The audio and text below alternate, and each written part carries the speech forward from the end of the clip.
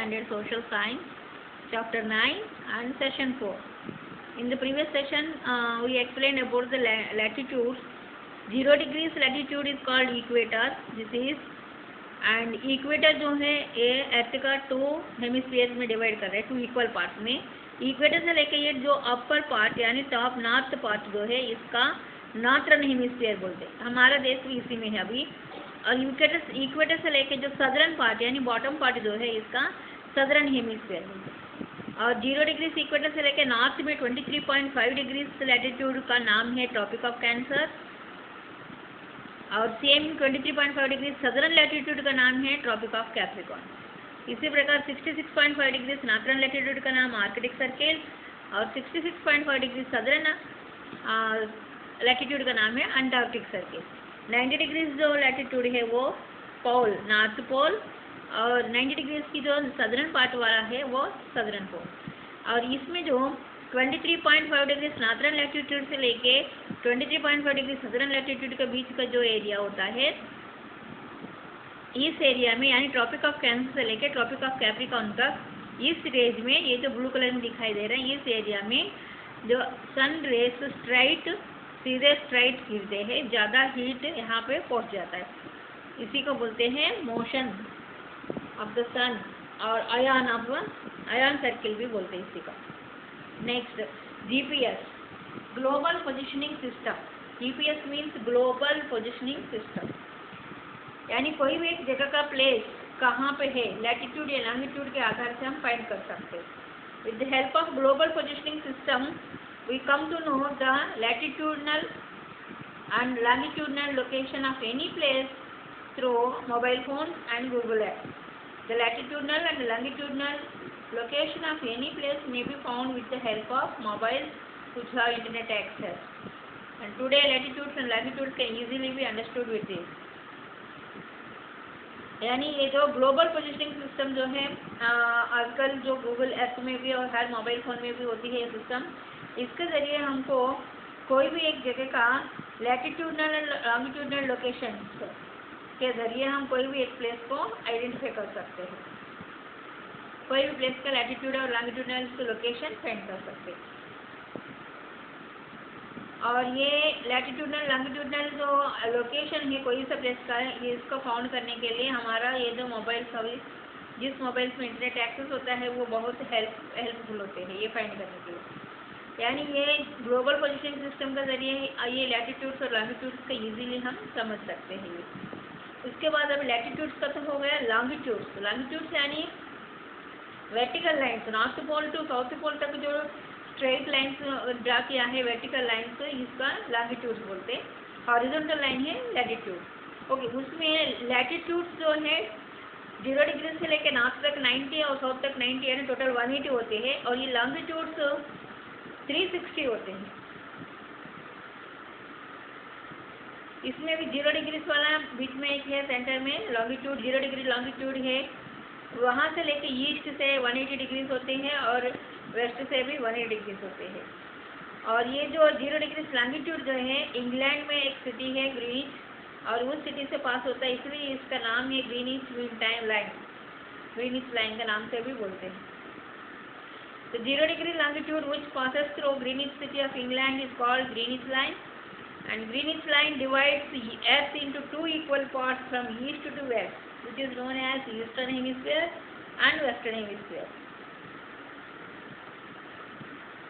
ये जो इक्वेटर जो है हमारा अर्थ को 2 इक्वल पार्ट्स में डिवाइड कर रहे हैं.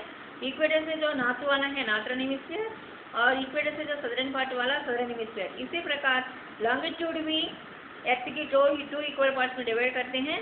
और ये 0 डिग्री से लेके राइट साइड यानी ईस्ट साइड में जो गए तो वो ईस्टर्न हेमिस्फीयर होते हैं. 0 डिग्री से लैटिट्यूड से लेके ईस्ट साइड वाला 180 डिग्री तक आती है. ईस्ट साइड में 180 डिग्री तक जो एरिया होती हैं वो पूरा एरिया ईस्टर्न हेमिस्फीयर. 0 डिग्री से वेस्ट में 180 डिग्री तक गए तो वहाँ 0 डिग्री से लेके 180 डिग्री वेस्टर्न लॉन्गिट्यूड तक का जो एरिया है वेस्टर्न हेमिस्फीयर. यानी लॉन्गिट्यूड के हिसाब से 2 हेमिस्फीयर लैटिट्यूड के हिसाब से 2 हेमिस्फीयर. अगर लैटिट्यूड के हिसाब से गए तो 2 हेमिस्फीयर्स में हम लोग नॉर्थर्न हेमिस्फीयर में है हमारा कंट्री ज़्यादातर कंट्रीज नॉर्थर्न हेमिस्फीयर में है, सदर्न हेमिस्फीयर में बहुत कम है। आप मैप देख सकते हैं या ग्लोब में भी। और इसी प्रकार लैंगिट्यूड के हिसाब से देखेंगे तो ईस्टर्न हेमिस्फीयर और वेस्टर्न हेमिस्फीयर में हमारा जो कंट्री है ईस्टर्न हेमिस्फीयर में, इसका मतलब हमारा कंट्री जो है ईस्टर्न एंड नॉर्थर्न हेमिस्फीयर में आएगा। और the longitudes up to 180 degrees east of Greenwich line are called eastern longitudes. जो 0 डिग्रीज लॉन्गिट्यूड यानी ग्रीनिच लाइन से लेके ईस्ट साइड में 180 डिग्रीज तक जो लॉन्गिट्यूड्स होते हैं इनको ईस्टर्न लॉन्गिट्यूड्स नाम से बोलते हैं। और ये 0 डिग्रीज लॉन्गिट्यूड से लेके वेस्ट की तरफ जो 180 डिग्रीज तक होते हैं up to 180 degrees in longitudes को वेस्टर्न लॉन्गिट्यूड्स नाम से बोलते हैं। और नेक्स्ट है द इंटरनेशनल डेट लाइन। जो ये सभी लाइन्स में से टोटल 180, 180, 360 डिग्रीज है 0 डिग्री के अलावा, इन सभी में से एक लाइन को इंटरनेशनल डेट लाइन नाम दिया गया है। वो इसलिए दिया गया है 180 डिग्रीज लॉन्गिट्यूड जो होता है 180 डिग्रीज लॉन्गिट्यूड यानी 0 से लेके ईस्ट में भी जाओ वेस्ट से भी जाओ 180 वहाँ पे कॉमन होती है, दोनों में से एक ही आएगा। 180 degrees longitude is called international date line. ये पॉइंट अंडरलाइन कर देना, which longitude is called international date line 180 degrees longitude. और क्योंकि ये सेंटर में टोटल 360 में जो मिडिल वाला है 180 डिग्री से, इसलिए इसका इंटरनेशनल डेट लाइन ले लिया है। और दूसरा रीज़न भी है, ये जो लाइन है ज़्यादातर वाटर से जा रहा है इसलिए it is just one longitude. ये 180 डिग्री लॉन्गिट्यूड जो है एक ही लॉन्गिट्यूड है और इसी को पूरे इंटरनेशनल डेट लाइन में ले लिया। The date and time changes when we cross this line it passes through the Pacific ocean. और जो डेट और टाइम जो है इस लाइन से ही लेते हैं, चेंज होते रहते हैं। और जब हम ये लाइन क्रॉस करते जाए तो डेट और टाइम चेंज होते जाता है। यानी हर लॉन्गिट्यूड की दूसरे लॉन्गिट्यूड तक जाने की जो बीच का टाइम होता है 4 मिनट्स होती है। ऐसा टोटल 360 लॉन्गिट्यूड्स को 4 मिनट्स मल्टीप्लाई करेंगे तो आपको आएगा 24 आवर्स। ये 24 आवर्स से 1 डे का टाइम है। इस प्रकार से टाइम इंटरनेशनल डेट लाइन इसलिए बोला, इससे टाइम मेजर करते हैं। और जो इंटरनेशनल जो टाइम लाइन यानी 180 डिग्रीज लॉन्गिट्यूड जो है पैसिफिक ओशन से पास होते जा रहे हैं। ये ओशन तो 5 ओशन से सबसे बड़ा ओशन है पैसिफिक ओशन, इसमें से पास हो रहा है। It is exactly not at 180 degrees at some places, but ये लाइन जो है इंटरनेशनल डेट लाइन जो है हर जगह 180 डिग्री से एग्जैक्टली नहीं हो रहा है। कुछ जगह थोड़ा जिग जॉग फॉर्म में जा रहा है। आप साइड में जो पिक्चर है 9.9 पिक्चर उसमें देख सकते हैं। इसका भी एक रीज़न है, ये ऐसे स्ट्रेट नहीं है, जिग जॉग कुछ प्लेसेस में जिग जॉग से हो जा रहा है। The reason behind it is that if it is drawn straight, it will cross some islands or the some countries because of which two dates will mix up on the same island. अगर इस line को सीधे straight draw किया तो ये line जो कुछ islands land में आ रहा है, ज़्यादातर वाटर है बट कुछ एरिया में आइलैंड है या कंट्री है, वो आइलैंड के बीच में से आ रहा है। तो ये लाइन के हिसाब से हम डेट काउंटिंग करेंगे तो लाइन की ईस्ट साइड वाला डेट और टाइम अलग रहेगा, वेस्ट साइड वाला डेट और टाइम अलग हो जाएगा। यानी एक ही कंट्री एक ही लैंड पे 2 डेट्स और 2 टाइम्स मिक्सअप हो जाता है और सेम आइलैंड पे और या सेम कंट्री का। इसलिए जहाँ जहाँ वहाँ लैंड आता है वहाँ पे थोड़ा सा उसको साइड में वाटर से लेके गया है, उस आइलैंड का डेट सेम रहे इसलिए। In some places while going to other side of an island date में change which will create confusion. To prevent this confusion the line is deviated रफली। यानी अगर सीधे स्ट्रेट लाइन गया तो उस आइलैंड में लाइन की एक राइट साइड और लाइन की लेफ्ट साइड वाला डेट चेंज हो जाएगा या तो कंफ्यूज हो जाएंगे। इसलिए कंफ्यूज ना होने के लिए टू प्रिवेंट यानी कंफ्यूज से बचने के लिए लाइन को डिविएटेड रफली यानी थोड़ा सा जहाँ लैंड आ रहा है वहाँ पर साइड में लिखे। To avoid any confusion of date this line is drawn through the sea and not the land. ऐसे कोई कंफ्यूज ना होने के लिए इस लाइन को ओनली सी में से ड्रॉ किया गया है, कोई लैंड पे नहीं आने दे। इसका वजह से ये लाइन जो है zig zag international date line है, जिग जॉग में इसलिए है वो लैंड के ऊपर डेट और टाइम में कोई कंफ्यूज ना होने के लिए इसको समुद्र में से यानी पैसिफिक ओशन में से सी में से ही लेके जाना पड़ा। इसका वजह से जहाँ जहाँ बीच में लैंड आया वहाँ पर साइड में समुद्र में चलेगा, इसका वजह से ये जिग जॉग है। और next zones, tropic of zones. जो ये पिक्चर आप देख रहे हैं इसमें ऑलरेडी हमने अभी बात किया है, इक्वेटर से लेके 0 डिग्री से लेके नॉर्थ में 23.5 डिग्री जो कलर में दिया है वह ब्लू कलर का आपको दिखाई दे रहा है, और साउथ में 23.5 डिग्री तक का एरिया जो है ज़्यादा ये जो अर्थ का इन्फ्लेटेड एरिया यानी ज़्यादा उभरा हुआ है, बाहर तक आया, और इसका सनरेज जल्दी स्ट्राइट पहुंचते हैं यहाँ तक और कम समय में यहाँ पे जो जल्दी आ जाते हैं। बाकी जो पोल्स के पास जाके करू हो गए वहाँ पे थोड़े दूर जर्नी करके आते हैं।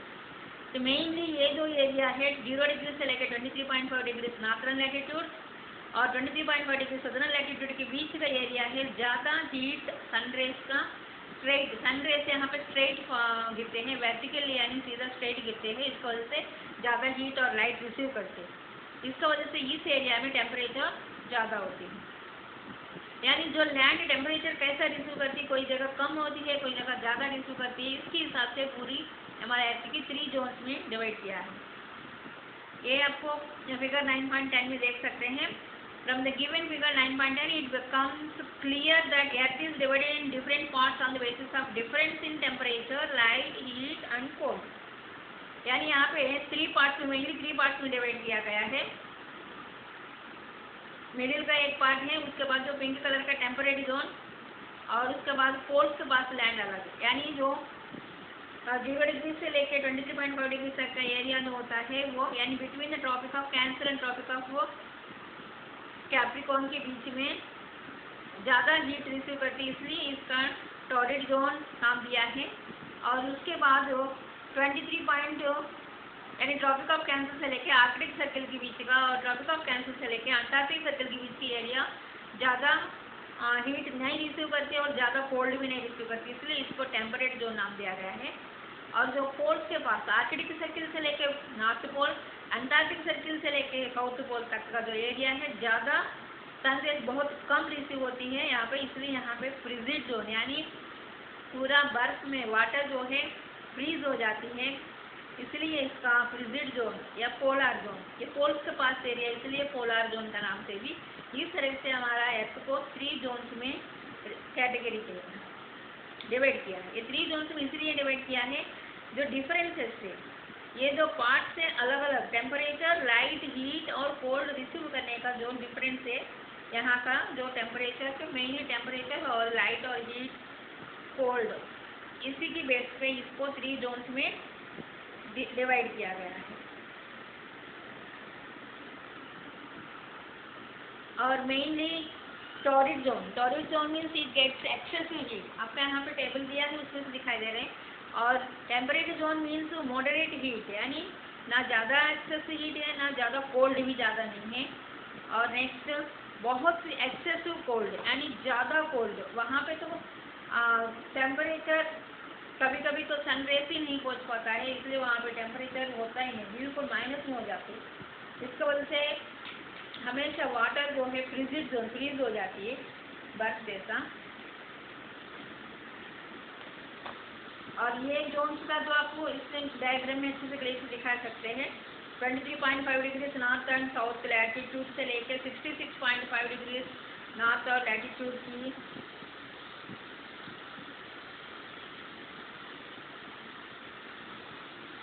एरिया को टेम्परेट जोन बोलते हैं। यानी सनरेज यहाँ पे वर्टिकली गिरते, स्लैंटिंग गिरते हैं इस एरिया में। जो सेंटर में इक्वेटर से लेके tropic of Cancer, tropic of Capricorn के बीच का जो सनरेज है डायरेक्ट गिरते हैं वर्टिकली स्ट्रेट, इसलिए वहाँ पे throughout the year excess light और हीट रिसीव करती है इस एरिया में थ्रू आउट द ईयर। और ये टेम्परेट जोन जो है ट्रॉपिक ऑफ कैंसर से लेकर आर्कटिक सर्कल और ट्रॉपिक ऑफ कैप्रिकॉर्न से लेकर अंटार्कटिक सर्कल के बीच की एरिया यानी 23.5 डिग्री से लेकर 66.5 डिग्री तक का एरिया को सन रेस यहाँ पे स्लैंटिंग दिखती है, नॉट वर्टिकल, स्लैंटिंग स्लोप। इसकी वजह से यहाँ पे टेम्परेचर कम रहता है और हीट भी कम है, ज़्यादा नहीं, मॉडरेट मीडियम है, इसलिए इसका टेम्परेट जोन। और फ्रिजिड जोन यानी 66.5 डिग्री से लेकर 90 डिग्री तक यानी आर्कटिक सर्कल से लेकर नॉर्थ पोल, अंटार्कटिक सर्कल से लेकर सदर्न पोल तक का एरिया है ये दोनों साइड होती है, नॉर्थ और साउथ दोनों में। इसका फ्रिजिड जोन नाम दिया है क्योंकि यहाँ पे सन रेज जो है हाईली स्लैंटेड यानी बहुत स्लैंटिंग में गिरता है थ्रू आउट द ईयर, और टेम्परेचर बहुत कम में रहती है, हीट बहुत कम है, वेरी लो है। The proportion of temperature and heat remains very low. इस एरिया में टेम्परेचर बहुत कम रहता है, इसलिए यहाँ पे हमेशा वाटर फ्रीज हो जाती है। और regions near pole we do not get any sunshine, और जो पोल्स के पास एरिया जो होते हैं सनशाइन यानी वहाँ तक को तो सन रेस पहुँचता ही नहीं है विंटर में, मेनली स्पेशली विंटर में, so this area does not get any heat.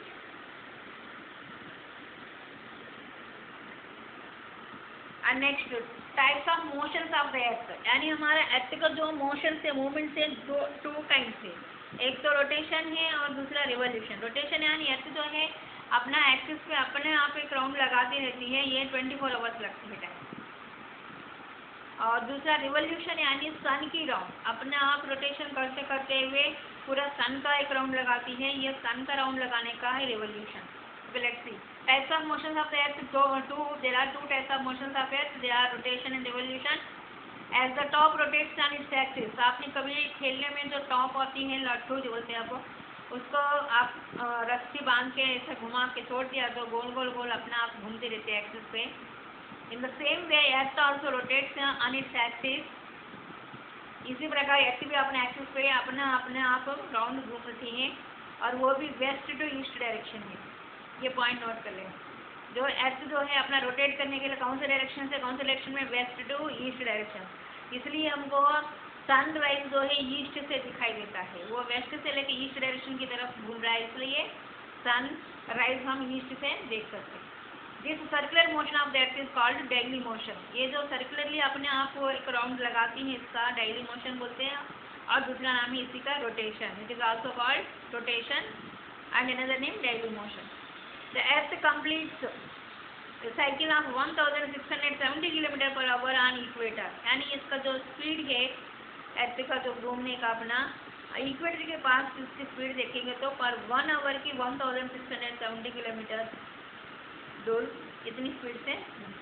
It takes 24 hours to complete this cycle, यानी पूरा अर्थ अपना पूरा एक राउंड एक कंप्लीट राउंड कंप्लीट करने के लिए 24 आवर्स लगते हैं। This speed has played an important role in shaping the earth orange shape.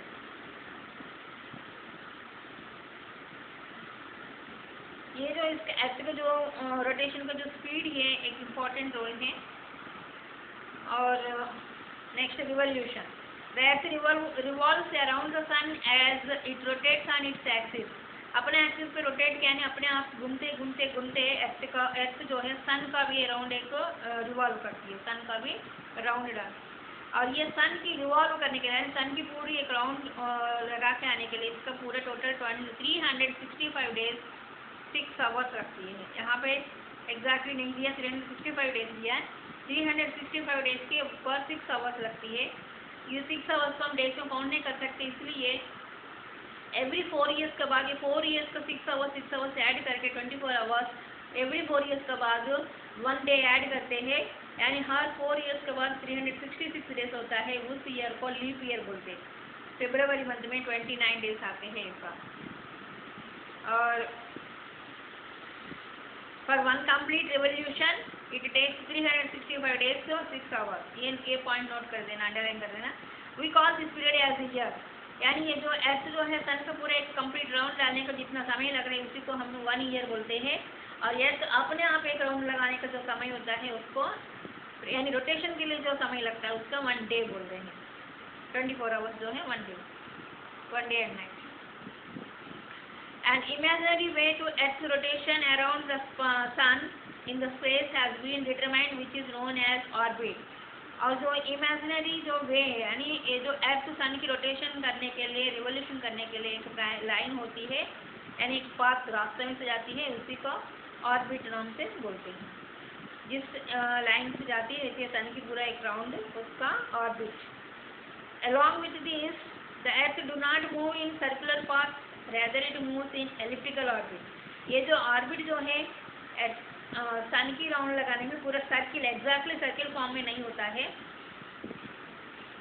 Elliptical orbit, elliptical means Oval shape में होती है, ओवल शेप में, यानी एग्जैक्टली सर्कल फॉर्म में नहीं होती है। ये जो ऑर्बिट जो है एलिप्टिकल ओवल शेप में होती है। Distance between sun and earth is not same throughout the year. इसका वजह से जो सन और अर्थ के बीच की जो दूरी है हर जगह इक्वल नहीं होता है, क्योंकि सर्कुलर शेप है तो इक्वल होती है, बट ये सर्कुलर शेप में नहीं ओवल शेप में होती है, इसलिए कहीं जगह दूर जाती है अर्थ, कहीं जगह नज़दीक आती है। इसका वजह से हमारा जो सीजन्स में चेंज हो रहा है। The earth rotates on its axis by making an angle of 23.5 degrees on its axis and 66.5 degrees along its orbit. और जो अर्थ रोटेट करती है अपने आप रोटेट करने में जो स्ट्रेट नहीं होती है, थोड़ा टिल्ट होती है, वो जो टिल्ट होने का एंगल है 23.5 डिग्री, उसके एक्सिस पे 23.5 डिग्रीज का एंगल बनाते हुए टिल्ट होती है। और ऑर्बिट में देखेंगे तो यानी सन की जो राउंड लगाने की जो ऑर्बिट रास्ता होती है उससे 66.5 डिग्रीज की मूव होती है। Due to this movement of Earth, the seasons occur and day and night are extended and shortened. यानी जो रिवोल्यूशन का जो ऑर्बिट है ओवल शेप में है, एलिप्टिकल शेप में है, यानी ओवल शेप में है, इसका वजह से कोई जगह सन के नज़दीक आएगा अर्थ, कोई जगह सन से दूर जाता है। इसका वजह से हमारे जो सीजन्स और डे एंड नाइट्स, कभी जैसे समर में देखेंगे तो days are longer, nights are shorter, ऐसा है विंटर में देखेंगे तो days are shorter, nights are longer, ऐसा डे एंड नाइट का ड्यूरेशन लॉन्ग और शॉर्ट का और सीजन चेंज करने का मेन यही रीज़न है। अर्थ का रिवोल्यूशन का जो ऑर्बिट है वो सर्कुलर फॉर्म नहीं है, सर्कुलर फॉर्म में तो हर जगह डिस्टेंस इक्वल होता है अर्थ और सन का, बट यहाँ सर्कुलर फॉर्म में एलिप्टिकल फॉर्म यानी ओवल शेप में है, जिसका वजह से हर जगह सन और अर्थ के बीच की डिस्टेंस इक्वल नहीं है, कभी नज़दीक होती है, कभी नियर होती है, कभी दूर होती है। इसका वजह से सीजन्स और डे एंड नाइट का जो लेंथ है वो डिफरेंट है। And day and night due to daily motion of the earth day and night occur. जो डेली मोशन यानी जो रोटेशन है, रोटेशन की वजह से डे एंड नाइट फॉर्म होता है। जैसे आपने मैथ में देखा है वहाँ पे जब रोटेशन में जो आधा पार्ट जो है हाफ ऑफ द अर्थ जो है सन के सामने आती है, यानी जो पार्ट सन की सन रेस रिसीव करती है वहाँ पे डे होती है, और जो दूसरा सन के अपोजिट डायरेक्शन वाले अर्थ का पार्ट है वहाँ पे सन रेस रिसीव नहीं होता है, वो नाइट होता है। और रोटेट करते करते ये डे वाला पार्ट वो अपोजिट में जाएगा, नाइट वाला पार्ट सन के सामने आएगा, तो इस प्रकार डे एंड नाइट फॉर्म होता है। As the earth is tilted and rotates on its own axis, the sun shines only on half of it and the other half is dark. अर्थ जो है थोड़ा सन की तरफ थोड़ा सा टिल्ट है और अपना ओन एक्सिस पे रोटेट कर रहे हैं, इसका वजह से जो सन रेस है ओनली हाफ पार्ट में दिखाई गिरते हैं और दूसरे हाफ में डार्क होती है। ये जो डार्क वाला नाइट होता है, जो सन रेस गिरता है वो डे होता है, और रोटेट करते करते ये डे वाला पार्ट धीरे धीरे दूसरी साइड अपोजिट में जाएगा, वहाँ पे डार्क यानी वहाँ पे नाइट हो जाएगा, जो नाइट वाला हिस्सा जो सन के सामने आएगा वो डे हो जाता है। इस प्रकार डे एंड नाइट रोटेशन की वजह से, यानी विच motion caused for day and night, rotation of the earth caused for day and night. If earth would not have rotated, then on one side only light would have been there, while on the other side it would have remained dark. अगर थोड़ी देर सोचो, अगर earth rotate नहीं हो रहा है यानी अपने एक्सिस पे रोटेशन नहीं कर रहा है, स्टडीली ऐसे ही खड़ा हो, तो क्या हो जाएगा, सन की जो अपोजिट में जो एरिया आया है उसी में सनलाइट रिसीव करते हैं, यानी 24 आवर्स उसी एरिया पे सनलाइट होती है, डे होती है, और सन के अपोजिट वाला एरिया में सनलाइट रेस रिसीव ही नहीं करते, वो पूरा 24 आवर्स नाइट ही रहेगा। But it is in so, but ऐसा नहीं है, रोटेट कर रहा है, इसलिए बोथ साइड से डे एंड नाइट फॉर्म हो रहा है। Thus every part of Earth experience light from darkness and darkness to light. इसलिए अर्थ की जो हर पार्ट है लाइटिंग एरिया से डार्कनेस में जाती है, ये मैप में आपको प्लेस दिखाई दे रहे हैं, और डार्क वाला लाइटिंग एरिया में आता है, लाइटिंग वाला डार्क एरिया में, ये पूरा एवरी 24 आवर्स में होता है। Because of it every part of earth experiences morning, afternoon and evening. इसकी वजह से लैंड के ऊपर हर पार्ट का, यानी जो भी जगह होती है उस हर पार्ट का मॉर्निंग यानी संडे से जैसे ही अर्थ के ऊपर उस एरिया में गिरता है वो मॉर्निंग हो जाता है, धीरे धीरे मूव होते होते होते वो आफ्टरनून, उसके बाद फिर इवनिंग, इस तरह से हर पार्ट का मॉर्निंग आफ्टरनून इवनिंग एक्सपीरियंस होता है। As the earth is tilted on its axis we find difference in the length of day and night. But ये एक्सिस जो है स्ट्रेट नहीं है, सन की तरफ झुका हुआ है 23.5 डिग्रीज में।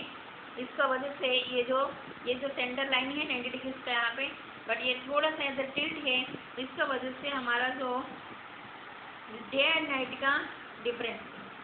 Okay, today this is the lesson. Remaining lesson next session we will see.